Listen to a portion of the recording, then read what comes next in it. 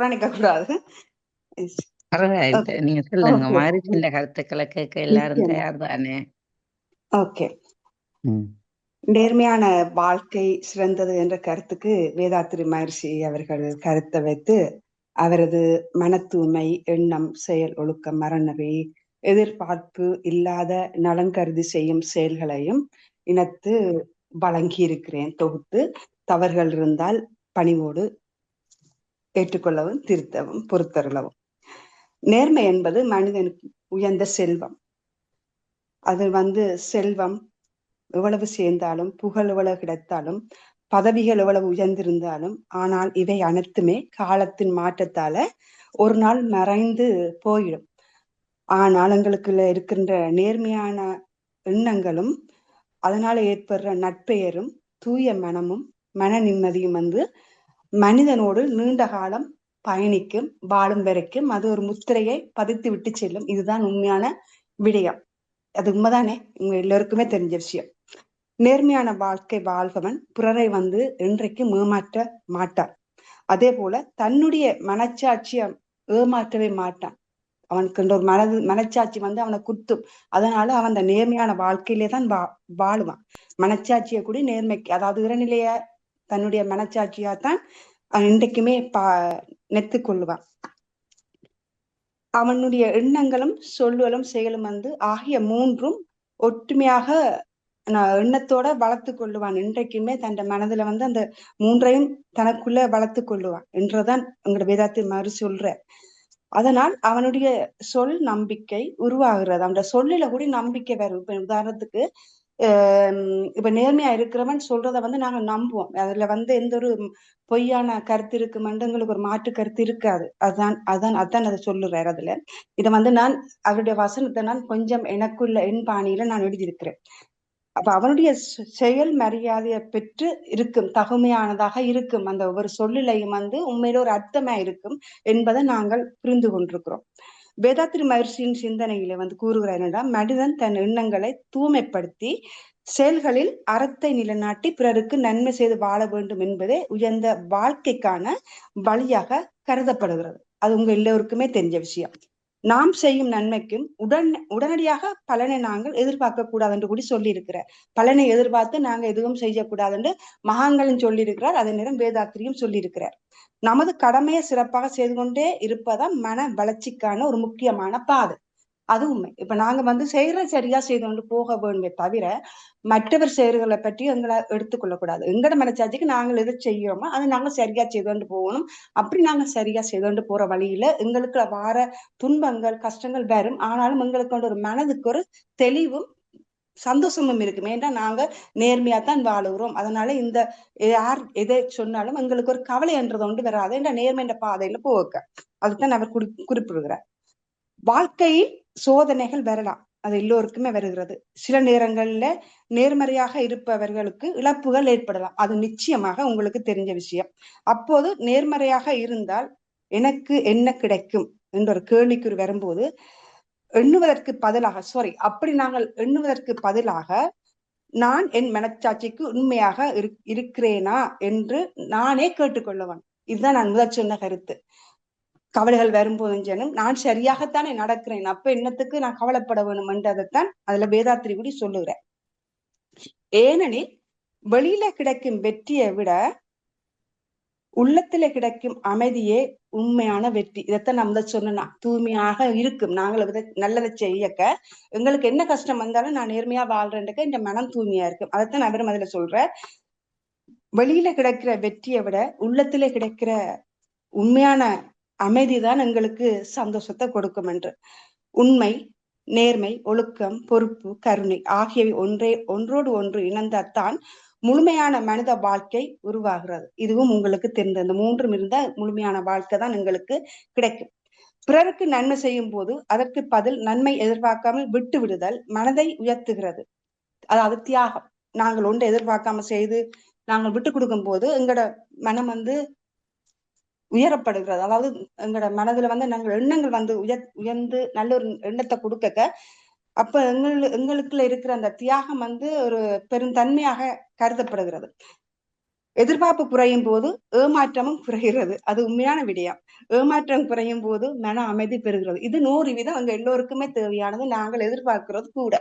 யாரும் ஒன்று எங்களுக்கு தவறாக எதிர்பார்ப்போம். நாங்க ஒரு உதவி செய்தாக்கவோ அல்லது இவர்கள் எங்களை புரிந்து கொள்வார்களோ அல்லது உணரேலி என்றுடனே இவர்கள் எங்களை உணரேலியே என்ற ஒரு கவலை வரும். அப்படி ஒரு மனதில் எங்களுக்கு இல்லாம நாங்கள் ஒன்று செய்து கொண்டு போவாக்க அவர்கள் எங்களுக்கு நன்மை செய்யாட்டிலும் பரவாயில்ல, அவங்களுக்கு எங்களை வாழ்த்தாட்டிலும் பரவாயில்ல, எது இல்லாட்டிலும் எங்களுக்கு கவலை வராது. ஏன் கவலை வராது என்ற நாங்கள் எதிர்பார்க்கவில்லை, நாங்கள் செய்கிறத செய்து போறோம். இது என்னிலையும் இருந்தது. இப்ப கொஞ்சம் கொஞ்சமா குறைஞ்சு கொண்டு போகுது.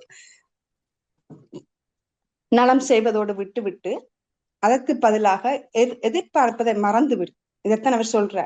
நலம் செய்வதோடு விட்டுட்டு நாங்க எதிர்பார்க்காம நலனை செய்து கொண்டு போயிட்டோம் என்றால் எங்களுக்கு எந்த பிரச்சனையும் இல்லை என்று வேதாத்திரி சிந்தனையில் அடிப்படையில் வாழும்போது நமது நன்மை ஒரு வியாபாரமாக இல்லாமல் ஒரு வாழ்வியல் பண்பாக மாறுகிறது. நாங்கள் எதை எதிர்பார்த்து செய்கிறோமோ அது ஒரு வியாபாரம் என்று சொல்லப்படுகிறது. நாங்கள் ஒரு ஆளுக்கு செய்யக்க நாங்கள் திருப்பி நாங்கள் அவர்கிட்ட இருந்து நன்மை கிடைக்கும் என்று நாங்கள் செய்வமாக இருந்தால் ஒரு பொருளை பண்டமாற்று வாங்குற மாதிரி ஒரு வியாபாரமாக அது மாறிவிடும். நாங்கள் தூய்மையான எண்ணத்தோட எதிர்பார்க்காம செய்கிறால் அது தர்மம், அறம், நெறி என்றதான் மீனிங். அதாவது வியாபாரம் இல்லை. அதைத்தான் அதுல கூறுகிறார். நேர்மை என்பது பிறரிடம் காட்டுவதற்கு முகமூடி அல்ல. முகமூடி இல்லை என்று சொல்லக்க நாங்கள் போலியானது. இன்றைக்கு உங்களுக்கு முன்னால நான் நல்ல மாதிரி கதைச்சிட்டு பிறகு எனக்குள்ள வேறொரு வேஷம் போடுறது அது இல்ல. நேர்மையை பொறுத்த மட்டும் இல்ல, அது இல்ல. தனியாக இருக்கும் போது மனச்சாட்சிக்கு உண்மையாக இருப்பதே நேர்மை. நாங்கள் எந்த ஒரு கட்டத்திலே நாங்கள் தனியா இருக்கும் போது எங்களோட மனச்சாட்சி பேசிக்கொண்டிருக்கும் எங்களோட. யோசிச்சு பாருங்க, நீங்க எங்கேயும் ஒரு தனியா இருப்பீங்க, இருக்க உங்களோட நீங்க செய்த செயல்கள் அல்லது ஏதாவது என்றாலும் மனச்சாட்சி உங்களோட கதைச்சு கொண்டிருக்கும், மௌனமாக பேசிக்கொண்டிருக்கும். அப்போது தெரியும் நாங்க செய்யற பிள்ளைகள் சரி எது என்று சொல்லி அது எங்களுக்கு தெரியும், உண்மையிலே தெரியும். அது நான் உணர்ந்திருக்கிறேன். நாம் யாரையும் அடக்கி ஆளாமல் பிறருடைய உரிமையை மதித்து நம்மால் என்ற நன்மையை செய்து அதன் பலனை பற்றிய எதிர்பார்ப்பை விட்டால் வாழ்க்கை இலவு ஆகிறது. இதுவே மனத்துமைக்கு மனித நேயத்துக்கு வழிவகுக்கிறது. இது கூடி வேதாத்திரி மகரிஷி சொன்னதுதான். நாங்கள் யாரையுமே அடக்கி ஆள முடியாது. பிறருடைய உரிமையில மதிக்க வேணும், மதித்து வாழ வேணும், நம்மால் இயன்ற நன்மைகளை செய்ய வேணும். அதன் பலனை பற்றி நாங்கள் எதிர்பார்க்கிறத விட்டு நாங்கள் வாழ்ந்தால் எங்களோட வாழ்க்கை இலகுவாகிறது. இது 100% அவர் சொன்னது உண்மையான விடயம். இதைத்தான் நாங்கள் எல்லோருமே கற்க வேணும் என்று சொல்லி நாங்கள் சரியான முறையில வாழ வேணும் என்று சொல்லி போராடுகிறோம். வேதாத்திரிய மறுசின்ற சிந்தனைகள் அகத்தாய்வுகளை வைத்துக்கொண்டு அதுல அவர் ஒரு தத்துவ சிந்தனை ஒன்று சொல்லப்பட்டிருந்ததை நான் எழுதியிருக்கிறேன். நேர்மையே நிம்மதியின் பாதை, உண்மையே உயர்வின் வாசல், அறமே வாழ்வின் அழகு, எதிர்பார்ப்பில்லாத நன்மையே மனத்தின் தூய்மை. இதை மாற்று வடிவமா கொஞ்சம் அமைத்திருக்கிறேன். பிறரிடம் உண்மையாக இருப்பது நல்லது. அதை விட உயர்ந்தது தன்னிடம் உண்மையாக இருப்பது. இதுதான் உண்மை. நாங்க மற்றவர்களுக்கு உண்மையாக இருக்கிறத எங்களுக்கு நாங்க உண்மையாக இருந்தா தான் நாங்க மற்றவர்களுக்கு உண்மையாக இருக்கலாம். இது இல்லையா? உண்மைதானே? நேர்மையுடன் வாழ்பவன் உலகத்தை வெல்ல வேண்டும் என்ற அவசியமே இல்லை. என்றால் முதலில் தன் மனதை வென்றுடுவான் தானே. எங்களோட மனதுக்கு நாங்க தூய்மையா இருக்கும் போது நாங்கள் எங்களே வென்றதுக்கு பிறகு உலகத்தை வெல்றதுக்கு தானாகவே வரும். அதான் அந்த மீனிங். அதன் மன அமைதியே அவனுடைய மிக பெரிய செல்வம். என்று சொன்னால் அவன் தந்த மனதிலேயே மனதை வென்று வரும்போது அதே அவனுக்கு ஒரு அமைதியான செல்வமாக வந்துடும், மிகப்பெரிய செல்வம். நேர்மையான வாழ்க்கைய மனிதன் வாழ்வின் மிக சிறந்த வெற்றி என கூறிய வேதாத்திரி மகர்ஷியின் சிந்தனையை வைத்து நான் தொகுத்து என்னுடைய பாணியிலையும் இந்த எழுதின கருத்துக்கள்ல பிழைகள் இருந்தால் பணிவோடு மன்னித்துக் கொள்ள வேண்டும். உண்மையிலே வாழ்க்கையில இறை சித்தம், குரு சித்தம், அந்த பரமை சித்தம் நாங்கள் எல்லோருமே பழகிற நாங்க கூடி நாங்க நினைக்கின்றோம். நாங்க நேர்மையா வாழ வேணும். எவ்வளவு கஷ்டம் வந்தான நேர்மையில வாழ வேணும், மற்றவர்களுக்கு உதவி செய்ய வேணும், எங்களோட மனம் தூய்மை அடைய வேணும். வேதாத்திரி மாதிரி சொன்னது மாதிரி எங்களோட எண்ணங்களை அகத்தாய்வுகள் மூலம் நாங்கள் மாற்றத்துக்கு எவ்வளவோ போராடி கொண்டிருக்கிறோம். அப்படி இருந்தும் எங்களுக்கு திடீரென்று ஒரு விழிப்புணர்வு எங்களுக்கு இல்லாம நாங்க பிள்ளைகள் விட்டு கொண்டுதான் இருக்கிறோம். அது 100 விதம் ஒரு மனிதன் 100 விதம் முழு குணங்களிலும் சிறந்து விளங்குறது என்று சொல்ல முடியாது. என்றால் சில சில பிழைகள் எங்களுக்குள்ளேயே வரலாம். நாங்க எங்களுக்குள்ள விழிப்புணர்வு எந்த நேரம் இருக்கும் என்று சொல்ல முடியாது. அந்த விழிப்புணர்வோட வாழ வேண்டும் தான் வேதாத்திரி மகரிஷி சொல்றார். நாங்க நேர்மையாக வாழும்போது, ஆனா சோதனைகள் கூடுதலாக சொல்லுவார்கள். அது நானும் அனுபவித்திருக்கிறேன். நாங்கள் நேர்மையா வாழ வேணும் என்று சொல்லி வாழ்ற மனிதனுக்கு கஷ்டங்கள் கூட, சோகங்கள் கூட நிறைய வரும். ஆனா அது கூட சொல்வார்கள் பக்தி மார்க்கத்துல, அது இறைநிலையோட சோதனை. நீ எவ்வளத்தை தாண்டி வார, எவ்வளவு பிரச்சனையில நீ சமாளிக்கிற என்று இறைநிலை வந்து சோதிக்கும். ஆனா அதற்கு அற்பால உனக்கு நல்ல ஒரு வெற்றியை கொடுக்கும் என்று சொல்றார்கள். அப்படின்னு சொல்வார்கள். என்னமென்று சொல்லுவாங்க, ஒரு பொறுமையை கடைப்பிடிக்கிறதுக்கு உங்களால எவ்வளத்தை நீங்க சாதிச்சு அந்த பிரச்சனையில நீங்க தாங்குறீங்களோ அந்த அளவுக்கு உங்களுக்குள்ள பக்குவம் பெறும், தெளிவும் பெறும். உண்மையிலே நாங்க அந்த வார பிரச்சனைகளை, அது சோதனைகளை சாதனைகளை ஆக்குற ஒரு நிலைமை வரும்போது எங்களோட மனமும் தெளிவடையும், எங்களுக்கு பக்குவமும் வரும். நிச்சயமாக ஐயா சொன்னது போல எங்களுக்கு இப்ப கூடி நாலோசி ஐயா சொன்னாரு, அந்த காலத்துல பாட்டிமார் முகத்தை என்ன கடுகடுகடு வச்சுக்க, எனக்கு சிரிப்பு தான் வந்தது. இப்பவும் இருக்கு ஐயா, இப்பவும் அந்த கடுகடு மூஞ்சிய சில நேரங்களை நாங்க வச்சிருக்கிற குணம் இருக்கிறது.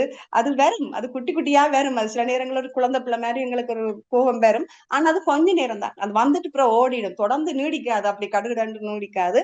நன்றி. என்னுடைய கருத்து வேதாத்திரி மகர்ஷி உடைய வாசகத்தோட நான் அதை தொகுத்து அதை என்னுடைய பாணியில சொல்லியிருக்கிறேன். எப்படி என்று சொல்லுங்க. சிறப்பு ரஞ்சினி அம்மா, மிகவும் சிறப்பு. வாழ்க்கைக்கு தேவையான அத்தனையே நீங்கள் சொன்னீங்கள். மிகவும் அழகா இருந்தது, சிறப்பா இருந்தது.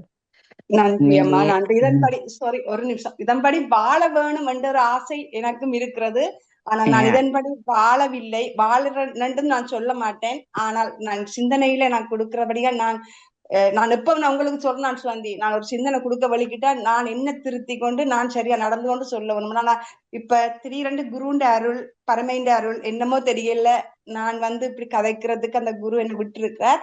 ஆனா நான் என்னையும் திருத்தி கொண்டுதான் இந்த வாசகத்தையும் கூறுகிறேன். மன்னித்துக் கொள்ளவும். வாழ்க வளமுடன். பரமேசாமி. வாழ்க வளமுடன்மா. நீங்க சொன்ன மாதிரி இப்ப எல்லாமே நாங்கள் சரியாக சந்தர்ப்பங்கள் சூழ்நிலைகள்ல சில நேரம் மாற வேண்டி வரும். கூடிய அளவு நாங்கள் நேர்மையாகவும் உண்மையாகவும் ஒழுக்கத்தை கடைப்பிடித்து அற வாழ்வோம். வாழ மகரிஷி எங்களுக்கு இந்த தத்துவங்களை தந்திருக்கின்றார். நாங்கள் முயற்சி செய்கின்றோம். ஆனால் எங்களை அறியாமல் சில அறியாமைகளால சிலது நடக்கும். ஆனா கூடிய அளவு அந்த முயற்சியிலேயே நாங்கள் போய்கொண்டிருக்கிறோம். நேர்மையா வாழ்றாக்களுக்கு சோதனை கூடன்னு சொன்னீங்க. அது உண்மைதான். எல்லா இடத்தையும் எல்லா சந்தர்ப்பத்திலையும் அந்த நேர்மைன்றது சிலது நேரம் தவறி போயிடும். ஆனா நாங்கள் முடிந்த அளவு 100க்கு 98% ஒரு 2 வீதமோ 1 வீதம் சில வேளையில நடக்கலாம். முயற்சி செய்வோம். மிகவும் சிறப்பான ஒரு சிந்தனை. மிக்க நன்றி. வாழ்க வளமுடன்.